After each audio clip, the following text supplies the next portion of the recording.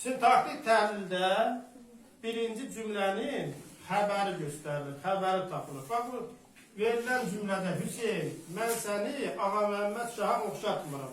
Ne etmirəm? Oxşatmıram. Ne etmək? Nəyin sualıdır? Cümlə özü kimi. Xəbərin sualıdır, düzdür. Xəbər tapıldı. Qaydaya görə xəbər vasitəsindən müftədiyə sual verilir. Kimi oxşatmır? Mən. Mən burada nədir? Müftədə. Hərəkəti nədir? Subyektidir.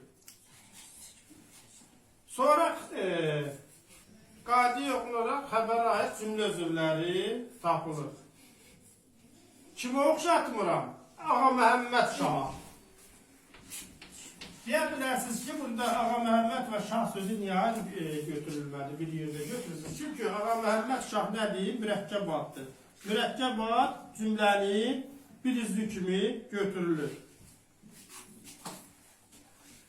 Kimi oxşatmıram? Səni. Kimi hansı cümlə özünün sualıdır? Tamamlığın.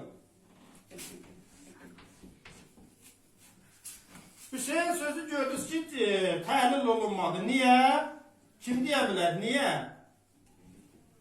Niyə təhlil olunmadı? Çünki bu xitabdır. Müraciət olunanı bildirir. Xitab da cümlə üzvlərindən sintaktik əlaqəyə girmir. Başa düşdünüz?